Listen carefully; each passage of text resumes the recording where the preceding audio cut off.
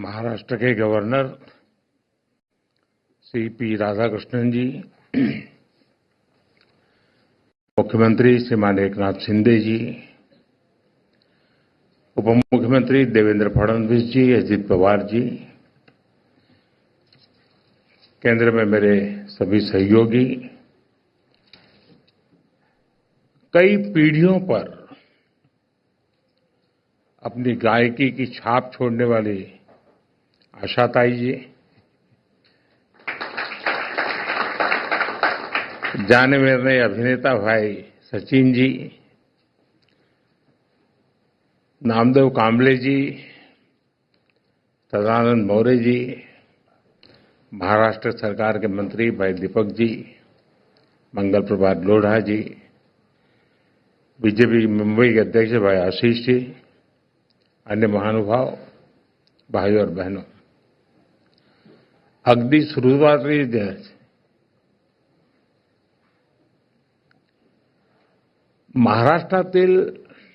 महाराष्ट्राबाहेरील आणि सर्व जगातील मराठी भाषक मंडळीचे मराठी भाषेला अभिजात भाषा म्हणजे क्लासिकल लँग्वेजचा दर्जा मिळाल्याबद्दल अतिशय मनापासून अभिनंदन करतो.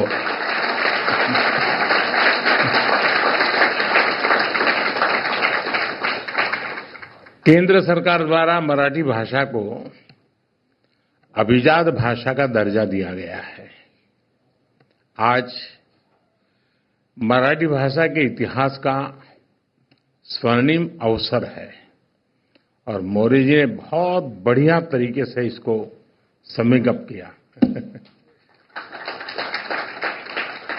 इस निर्णय का, इस पल का महाराष्ट्र के लोगों को, मराठी बोलने वाले हर व्यक्ति को दशकों से इंतजार था. मुझे खुशी है कि महाराष्ट्र का ये सपना पूरा करने में कुछ करने का सौभाग्य मुझे मिला. आज खुशी के इस पल को साझा करने के लिए मैं आप सबके बीच हूं. मराठी के साथ बंगाली, पाली, प्राकृत और असमिया भाषाओं को भी क्लासिकल लैंग्वेज का दर्जा दिया गया है. मैं इन भाषाओं से जुड़े लोगों को भी बधाई देता हूं. साथियों, मराठी भाषा का इतिहास बहुत समृद्ध रहा है. इस भाषा से ज्ञान की जो धाराएं निकली, उन्होंने कई पीढ़ियों का मार्गदर्शन किया है और वो आज भी हमें रास्ता दिखाती है. इसी भाषा से संत ज्ञानेश्वर ने वेदांत चर्चा से जन जन को जोड़ा. ज्ञानेश्वरी ने गीता के ज्ञान से भारत की आध्यात्मिक प्रज्ञा को पुनर्जागृत किया. इसी भाषा से संत नामदेव ने भक्ति मार्ग की चेतना को मजबूत किया. इसी तरह संत तुकाराम ने मराठी भाषा में धार्मिक जागरूकता का अभियान चलाया और संत चोखा मेला ने सामाजिक परिवर्तन के आंदोलन को सशक्त किया. आज महाराष्ट्र आणि मराठी धर्म वाढविण्या थोर संतान मी साष्टांग दंडवत करतो. मराठी भाषेला हा दर्जा संपूर्ण देशाने छत्रपती शिवाजी महाराज यांना त्यांच्या राज्याभिषेकाच्या 350व्या वर्षात केलेला मानाचा मुजरा आहे.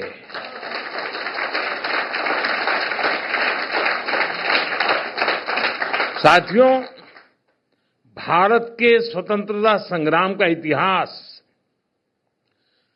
मराठी भाषा के योगदान से समृद्ध होता है.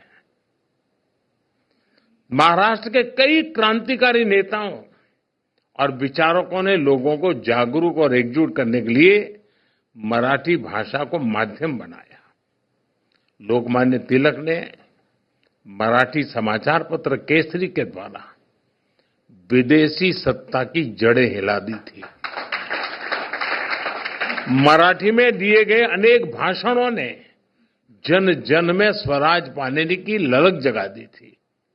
मराठी भाषा ने न्याय और समानता की लड़ाई को आगे बढ़ाने में अहम योगदान दिया।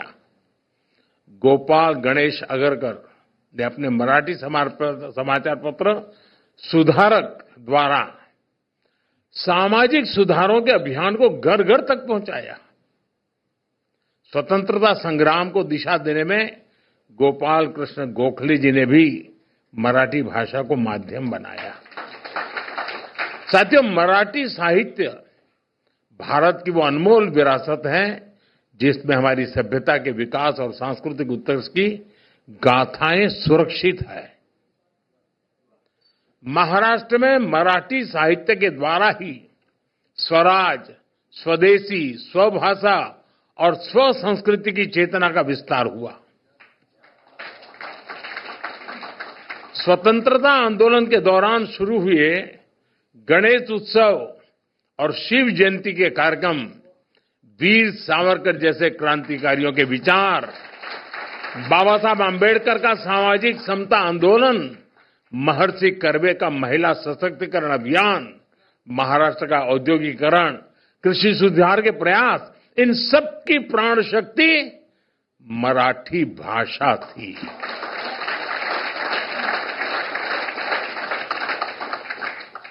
हमारे देश की सांस्कृतिक विविधता मराठी भाषा से जुड़कर और समृद्ध हो जाती है। साथियों, भाषा सिर्फ बातचीत का माध्यम नहीं होती। भाषा का संस्कृति, इतिहास, परंपरा और साहित्य से गहरा जुड़ाव होता है। हम लोक गायन पोवाड़ा का उदाहरण ले सकते हैं। पोवाड़ा के माध्यम से छत्रपति शिवाजी महाराज और दूसरे नायकों की शौर्य गाथाएं कई सदियों के बाद भी हम तक पहुंची है। ये आज की पीढ़ी को मराठी भाषा की अद्भुत देन है।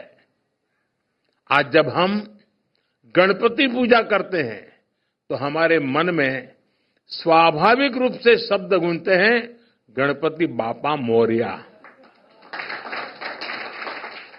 ये केवल कुछ शब्दों का जोड़ नहीं है, बल्कि भक्ति का अनंत प्रवाह है। यही भक्ति पूरे देश को मराठी भाषा से जोड़ती है। इसी तरह श्री विट्ठल के अभंग को सुनने वाले भी स्वतः मराठी से जुड़ जाते हैं। साथियों, मराठी भाषा को ये गौरव दिलाने के लिए मराठी साहित्यकारों, लेखकों, कवियों और असंख्य मराठी प्रेमियों ने लंबा प्रयास किया है।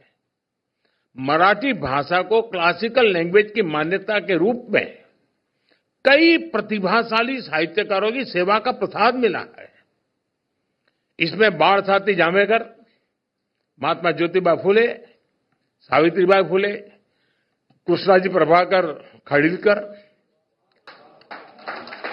केशव सूत, श्रीपाद महादेव माटे, आचार्य अत्रे, शांताबाई शेडके,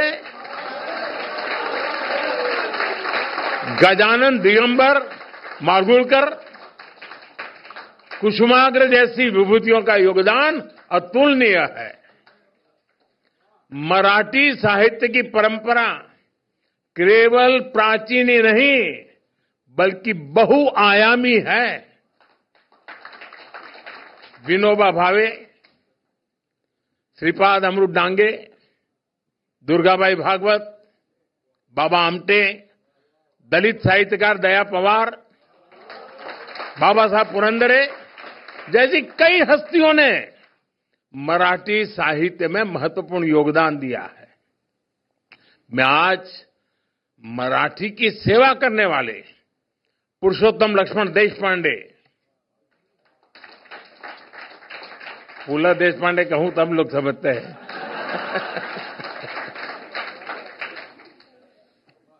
डॉक्टर अरुणा ढेरे, डॉक्टर सदानंद मोरे, महेश एलकुंचवार, साहित्य अकादमी पुरस्कार विजेता नामदेव कांबळे समेत सभी साहित्यकारों के योगदान को भी याद करूंगा। आशा बागे, विजय राजाध्यक्ष, डॉक्टर शरण कुमार लिंबाळे, नाट्य निर्देशक चंद्रकांत कुलकर्णी जैसे कई दिग्गजों ने वर्षों से इसका सपना देखा था।